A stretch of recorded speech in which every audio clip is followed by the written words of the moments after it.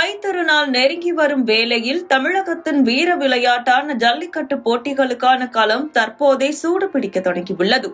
குறிப்பாக திருச்சி, மணப்பாறை உள்ளிட்ட பகுதிகளில் காளைகளுக்கு தீவிர பயிற்சிகள் அளிக்கப்பட்டு வருகின்றன. இது குறித்த கூடுதல் தகவல்களை பார்க்கலாம்.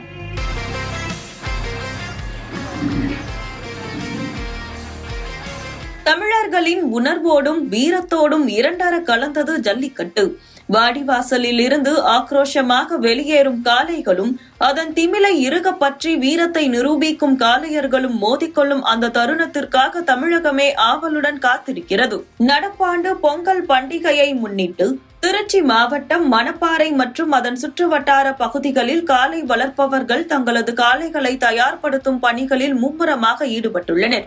ஜல்லிக்கட்டு சீசன் ஆரம்பிச்சுனாவே நாங்கள் என்ன பண்ணுவோம்னா, அதுகளுக்கு தேவையான புண்ணாக்கு, பருத்தி கொட்டை இது மாதிரி போட்டு சத்தான உணவுப் பொருட்களை கொடுத்து நாங்கள் என்ன பண்ணுவோம், நாங்கள் இது பயிற்சி கொடுப்போம். அடுத்து பயிற்சி, நீச்சல் பயிற்சி வாரத்தில் ஒரு நாள் கொடுப்போம். அதே போல் நம்மளுடைய பக்கத்தில் இருக்க இளைஞர்கள்லாம் சேர்ந்து பயிற்சி கொடுப்போம். மாடு எப்படி பிடிக்கிறது, எப்படி அது பல பயிற்சிகள் மேற்கொள்வோம். அதில் வந்து ரப்பர்லாம் கட்டி என்ன பண்ணுவோம், பயிற்சி கொடுப்போம்.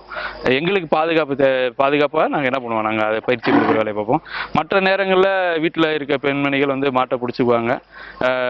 தீனி போடுறது, தண்ணி விடுறது எல்லாமே லேடிஸ் தான் பார்த்துக்குவாங்க. காளைகளின் உடல் வலிமையை அதிகரிக்க பருத்தி உள்ளிட்ட சத்தான உணவுகள் வழங்கப்படுவதுடன் தசை வலிமைக்கான நீச்சல் பயிற்சி, கொம்பால் மண்ணை கிளறி பாயும் பயிற்சி என பல்வேறு சிறப்பு பயிற்சிகள் தினசரி வழங்கப்பட்டு வருகின்றன. காளைகளுக்கு இணையாக மாடுபிடி வீரர்களும் தங்களை மெருகேற்றி வருகின்றனர். சாப்பாடுனா பருத்தி கொட்டை, அப்புறம் பிஸ்கட் தவிடு, இது மாதிரி நாங்கள் மொத்தமாக வாங்கி வச்சுக்குவோம். எல்லாரும் சேர்ந்து மொத்தமாக, மற்ற மாடு வச்சுருக்கவங்கெல்லாம் சேர்ந்து மொத்தமாக வாங்கி நாங்கள் என்ன பண்ணுவோம், 3 மாதத்துக்கு 4 மாதத்துக்கு தேவையானதை எல்லாமே மொத்தமாக வாங்கி வச்சுக்கிட்டு நாங்கள் எல்லாத்துக்குமே மாடுகளுக்கு கொடுப்போம். காலையிலையும் சாயந்தரமும் 2 நேரம் தண்ணி கொடுத்துருவோம். இருப்பினும் இந்த ஆண்டு நடைமுறையில் உள்ள சில கட்டுப்பாடுகள் குறித்து ஜல்லிக்கட்டு ஆர்வலர்கள் கவலை தெரிவித்துள்ளனர். குறிப்பாக ஆன்லைன் மூலம் டோக்கன் பெறும் முறையில் நிலவும் நடைமுறை சிக்கல்கள் காளை வளர்ப்பவர்களுக்கும் வீரர்களுக்கும் பெரும் இன்னல்களை ஏற்படுத்துவதாக கூறப்படுகிறது. ஜல்லிக்கட்டு வந்து இந்த பொங்கல் சீசன் ஆரம்பிச்சிருச்சு. இப்போ வந்து பாரம்பரியமாக நாங்கள் வந்து வீர விளையாட்டு ஜல்லிக்கட்டு காளையை வளர்த்துக்கிட்டு இருக்கோம். இப்போ தொடர்ந்து வந்து மணப்பாறையில் வந்து மொத்தம் 28 கிராமத்தில் வந்து ஜல்லிக்கட்டு போட்டி நடந்துகிட்டு இருக்கோம் மொத்தம். ஏன்னா இப்போ இடையில வந்து கவர்மெண்ட் வந்து அந்த ரூல்ஸ் எல்லாம் நிறையா எங்களுக்கு மாற்றினதுனால சில கிராமங்கள் வந்து நடத்த முடியாமல் போச்சு. இப்போ இந்த வருடமும் எல்லா கிராமத்துலேயும் ஜல்லிக்கட்டுக்கான ஏற்பாடுகள் நிறையா, எல்லா கிராம கமிட்டி ஊர்மக்கள் எல்லாம் ரெடி பண்ணிக்கிட்டு இருக்காங்க.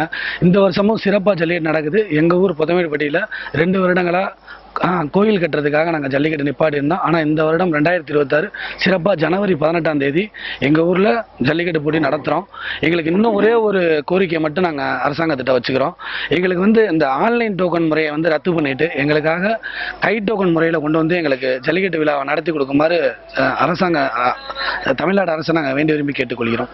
எனவே இந்த விதிகளில் தளர்வுகளை அறிவித்து அனைவரும் பங்கேற்கும் வகையில் பழைய நடைமுறையை பின்பற்ற வேண்டும் என்ற கோரிக்கை வலுத்துள்ளது.